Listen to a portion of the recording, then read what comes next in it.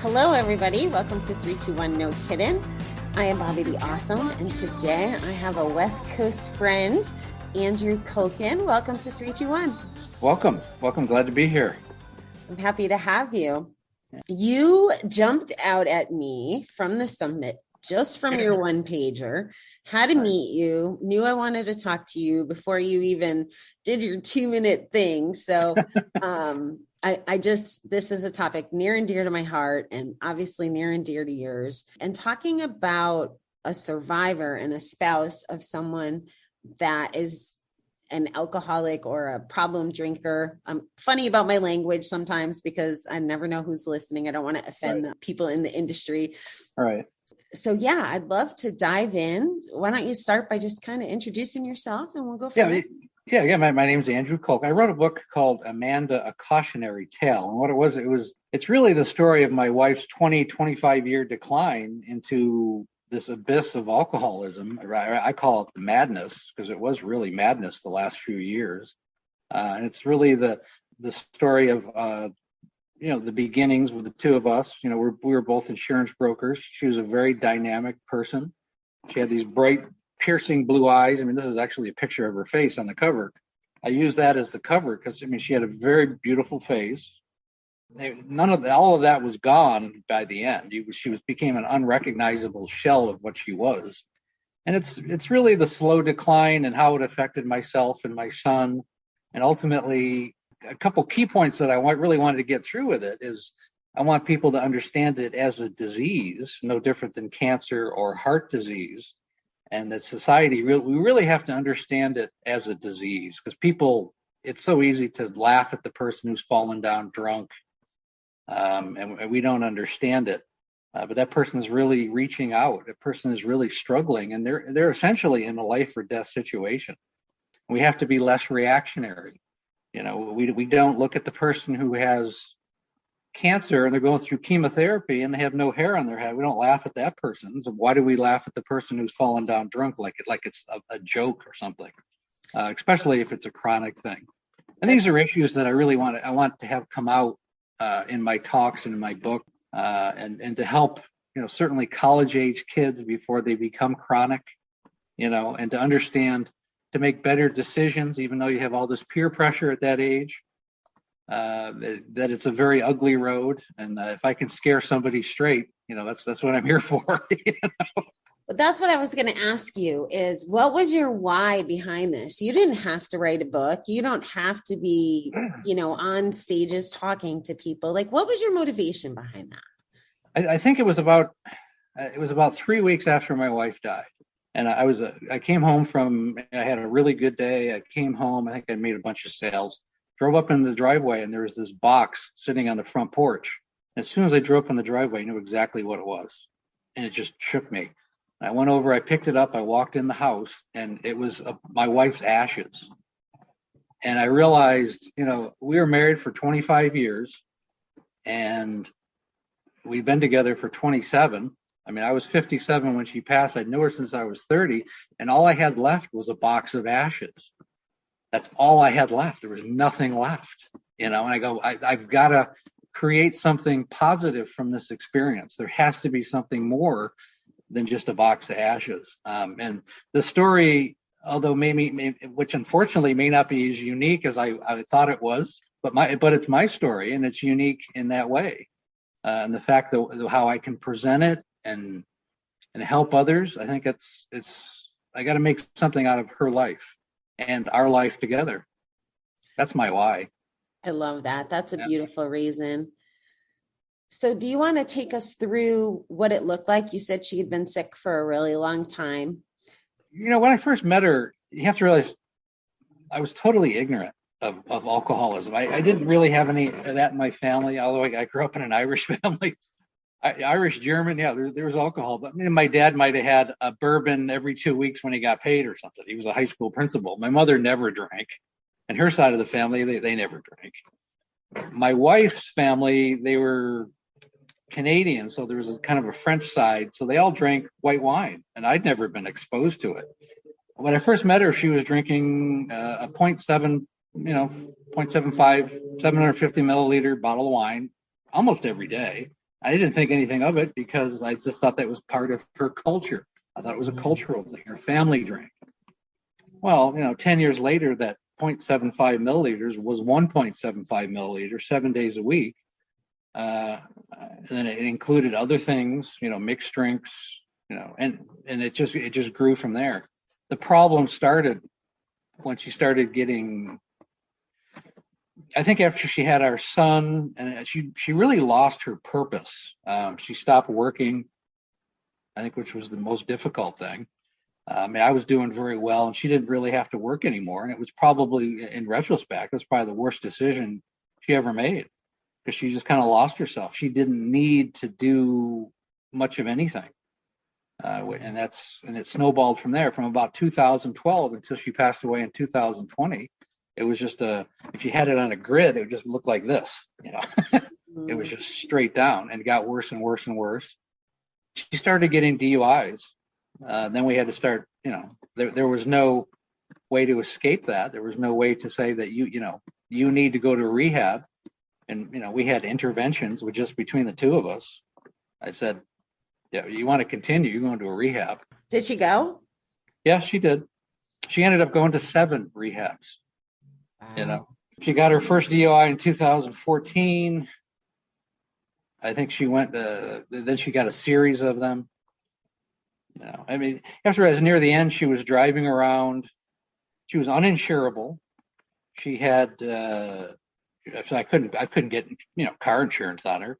I purposely did not register her car, and she had no license. Her license was revoked. So she was literally, and she'd drive around drunk. And I did everything I could to hide keys, hide money, hide bank accounts, hide everything you could. But, when someone's creative, they'll find a way. They can always order another bank card, Yeah. Find another credit card. Near the end, I used to have to go to bed. I had to hide my wallet. I had to hide my keys. I had to hide any way for her to get out of the house. It became very isolating. But that's my story. But to help people, you have to get to the point where you need to draw a line in the sand for your own sanity. When someone has DUIs and they're out of control and they're no longer contributing to your life or even their own life, you get to the point where you got to draw a line in the sand and protect your own sanity and to protect your own life. And rehab, I could go on about rehabs, but they're really a Band-Aid. I used to see this show called Intervention, and you would have a family sitting around, usually it was shot in a hotel, and then the alcoholic would come in, they'd sit down, and there'd be a lot of back and forth, and then the alcoholic would say, yes, I agree to go to the intervention, and the whole family would be hugging him like it was Christmas and like, oh, he's going to be saved. In reality, that's almost laughable. It's a Band-Aid. It's the beginning. It's the beginning of someone realizing that they have an issue, at least. It's a 30-day break for the alcoholic, but more importantly, it's a 30-day break for the family. But the breakdown with rehabs, and just to get into it a little bit, rehabs are between $30,000 and $40,000 a month. There's some in Malibu that are like, $60,000, $70,000 months. And some of these places, I call them more resort than rehab. So did you try different ones for Amanda? Yeah, she went to Michael's house a number of times in Palm Springs. She went to the last one she went, because I wanted to get her farther away, was in Los Angeles. And she was there for 18 hours, and she fell down a flight of stairs and got a concussion. She was in UCLA for about a month. And then, her blood pressure was too low. She had like 12 operations. She had so much damage inside of her internally that they just kept her open, and they were going in every day trying to clean out all the bacteria and, just all the mess that was in there. Her liver had, cirrhosis of the liver, and her intestines were a mess. Eventually her blood pressure went so low, they just said, we have to call it at some point. And just getting there before she passed away is a story. That's really the first chapter. Is they called me up and they said, well, they told me a bunch of things that she was not going to make it. And I said, so she's going to die? She was, yeah. How much time do I have? I go, well, you've got about 2 hours. And I'm in Temecula on a Friday afternoon, and I had to get to UCLA Medical Center in 2 hours through Friday traffic. Oh my gosh. Long story short, I got there about 3 minutes before she died. Literally just walked in, and they were just taking off the machines, and she passed away pretty much. I had enough time to hold her hand, and she passed away. Wow. But it was just the end of 20 years of this lifestyle. And I always say she was in denial up until I held her hand and they turned the machines off. Number one thing an alcoholic has to do is to face their denial. Unless they have the self-actualization that they say that I have a problem, the problem's never going to go away, and it's going to manifest itself into worse and worse behavior, and you're going to get into another degree of alcoholism. And there's really 4 degrees of alcoholism. The last 3 or 4, you don't want to go down, because you only have, once you become a chronic alcoholic, you've got about a 5% chance of survival, about 5%. And what are you saying are the causes of death? Is it things like cirrhosis or accidents with DUIs? Like, what are the 95% dying from? Is it just everything? Yeah, usually it could be a plethora of things. Usually it's cirrhosis of the liver. You have liver cancer, heart disease. It affects your heart. If someone diabetes is always attached to it. Problem is you will create there's a lot of calories in wine and beer, and the person could die of obesity, which affects your heart. You eat bad food. When you drink alcohol, you tend to want fatty, sugary foods. You don't eat the best. You're not making the best food choices. You're eating horrible food, and that all affects your body. You're obviously not exercising. You're not taking care of yourself. I mean, at one point, Amanda, she had a number of problems, but she had thyroid stop working when she was like in her 20s, which only added to the problem. She shot up at one point to over 300 pounds. I mean, she was tall. She's about 5'9", but she had gastric bypass surgery. She had her stomach removed, and she lost about 150 pounds. And they told me when they did that operation that number one thing, you can't drink anymore. It didn't stop her for a week, Oh, wow. Even after having her stomach removed. So just the chemical dependency of the alcohol was so overpowering that nothing could stop it. Nothing. I just want to prevent people from having to go down that road. You sound very educated about all of this, Andrew. Were you going were you in 12-step? What was your journey like alongside of her? Because you mentioned, you have to take care of yourself, or that the families are impacted. So can you share kind of what your journey looked like alongside of that? Yeah, well, for my side of it, a lot of it was terrifying. There are times when you come out of a rehab, so she hadn't drinking for 30 days, or maybe another week went by. So maybe she hadn't had a drink in 5 or 6 weeks. And you feel comfortable enough. I remember one time she said she wanted to make some dinner, so she wanted to go to the grocery store. I mean, like the mundane thing of going to the grocery store. It's like 2 miles away. So I said, okay, she had a BMW X5. I said, here's your truck keys. Didn't see her for 3 days. We didn't know where she was. Never saw her. From my aspect, terrifying. Eventually, a police officer called us up and said we found her in a park. She was passed out in a park, and they had taken her to the emergency room. And, we went and found her in the emergency room. It's just examples like that. You never knew what to expect. When I came home from work, I did not know what to expect. What person was I going to find there? Was I going to find somebody passed out on the floor in their own vomit and urine and whatever, or was I going to find somebody who was semi-awake that I could talk to? It was very, very nerve-wracking on a day-to-day basis. Looking back, I don't even know how I went through it. I had some coping things that I did. My son, I guess I wasn't paying enough attention to him, because when Amanda died, he's 22 now. He was 19 when she died. He weighed 298 pounds. He's 6'1". He's tall too, but I didn't realize that he had been coping by eating mechanisms himself.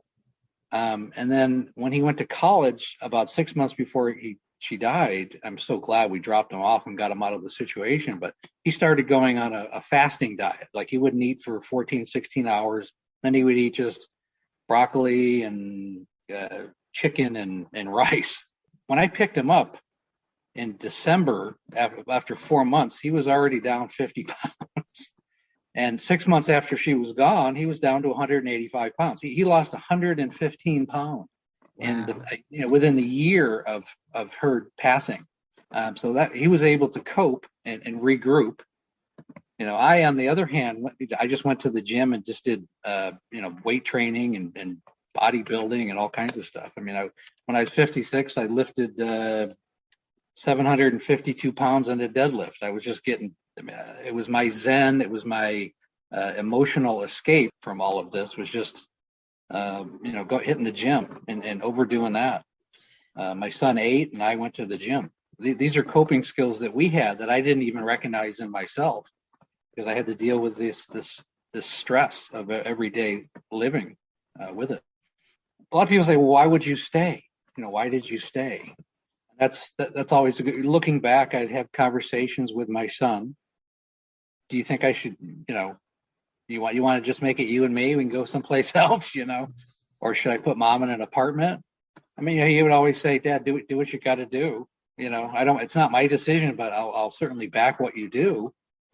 And the thing is, I just wanted to get him through his childhood. I just wanted to get him till he at least went away to college, which is essentially what I did. But I don't know if it was always the best decision. I also knew in the back of my head, if I put Amanda in an apartment and somehow separated her, I mean, there's no question she would have been dead in a month, or she would have gotten in a car and probably hit somebody or ran somebody over. Again, not my problem at that point. But I knew that was the reality. I knew that was the reality that I would have to face. So I lived with it until he was going to college. I have an uncle that did that. His ex-wife, she eventually went to an apartment on her own. She must have 9 lives. I don't know how she did it. But I mean, she set the apartment on fire from smoking and drinking, passing out with a cigarette. So you're right. She went to prison for the DUIs. So all of those things that you're describing are real. Right. And honestly, as you're talking, I give you a lot of credit. I don't know how you stayed from a sanity perspective. Well, again, because I had a stressful job too. I mean, I had to do group presentations in front of, I dealt with the senior market. So I had to deal with, doing a presentation of people who can't see and hear me that well. So you have to be very patient. I think you learn a lot of patience being in that industry and just in-home presentations, millions of them. And then coming home to that, it was really draining on me. I think the last rehab that I put her in, I mean, I told her this was it, because by then Griffin had been in college for about 4 or 5 months, and it was after Christmas. So in January of 2020, I put her in a rehab. I said, you're not coming back home. When I dropped her off, I said, this is it. And what I was going to do is she was going to be in that rehab, and then I was going to put her in a sober living for 6 months. I wanted to give her at least the opportunity to dry out for a good period of time, and then maybe she could get a job and get her life back together. That was my goal. But, she was there at the last rehab for 18 hours. I don't even know if she was there that long. And she fell down a flight of stairs, and that was the end of it. A piece of me that wonders if she fell down the stairs on purpose, too. We always wondered that. Because she knew she wasn't coming home. She knew it was the end of the road. Yeah, that was not my first inkling when you said it. 18 hours later, in theory, she would have been sober by definition, right? So, well, she had fallen down. I knew she had fallen down the stairs at our house. I came home like 2 days before I brought her to the last rehab. Big gouge in her head, and then I noticed I have a big cabinet that was near the bottom of the stairs, and there was like a chunk. I mean, you would have to take a sledgehammer to break the bottom of this thing. There's a big chunk out of it. I'm looking at it, how'd that happen? She goes, oh, I might have fallen. I'm sure she probably got a concussion from that because she wasn't making much sense. I'm sure it was a combination of alcohol, and she probably already had a concussion. When she fell down at the rehab, it probably pretty much just finished her off. The last time I saw her, I mean, not to get too grisly, she came out of the shower because she was going to go to the rehab and she wanted to take a shower before she went. And the whole right side of her body, purple, looked like somebody had taken a baseball bat to it. And she'd probably fallen down the stairs many, many times, when I wasn't there. The falls will do it, in addition to their insides being all mushy and not well. Right, it tears your insides apart. So have you gone to Al-Anon? I never went to Al-Anon. No, never did. I asked my son and I, we didn't really want to go. I think my Al-Anon was writing the book to some extent, and to make a purpose out of all this. I'm curious just because you're working myself through it. Oh, I'm sorry. No, go ahead. I'm curious because you're passionate about calling it a disease. And that's where I picked up that lingo, was from 12-step program. Right. And I'm in recovery, from gambling, and I haven't drank in a couple of years. And there's still times, and this is my own ego and my own stuff. Right. I still struggle with it. I don't want to compare myself to someone as cancer. I feel like I have a choice, and then I'm being a failure by being an addict, right? So even I have a hard time accepting that it's a disease. Does that make sense? It does make sense. Does make sense. But like a disease, just like cancer, if you catch it in stage 1, you have a much higher success rate of survival.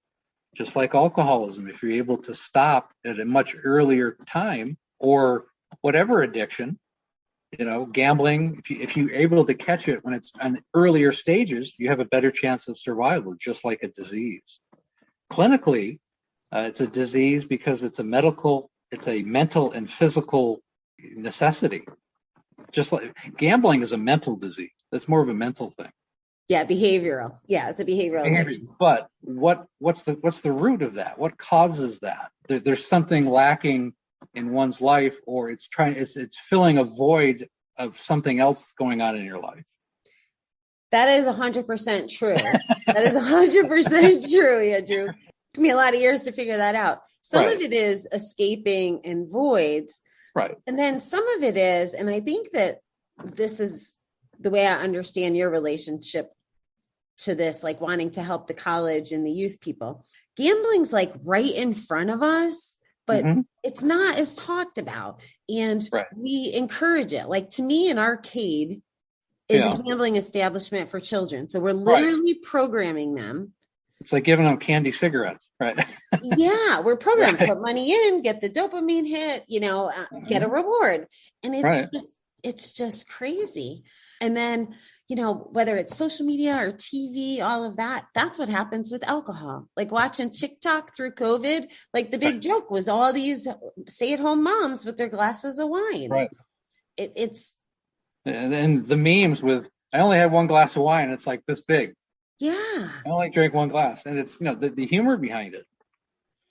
I used to go to restaurants, and I dreaded going to restaurants with Amanda because the first thing that every waitress always asks, would you like a glass of wine or a beer? I'm just like, it's the last thing you want to do, Yeah. It's money. A lot of it, so much of it is so money related. Right. They make money on it. Right. So through your lens, with all that you know now, what would you say to a spouse that's in that situation? The people that have their own Amandas? Yeah, every person in that situation, that's a call that they have to make on their own. But ultimately, if a person is chronic and they're drinking every day and they're not doing anything about it, it depends on the person's personality. Now, there's happy drunks. Amanda was a happy drunk. At least I was lucky there. She was a very nice person. And there's mean drunks, people that a different side of their personality comes out, where they're violent or they're verbally abusive. Now, if you have somebody like that, you need to draw a line in the sand very quickly and say either you're going to rehab and you're going to get the help you need, or it's time to part ways.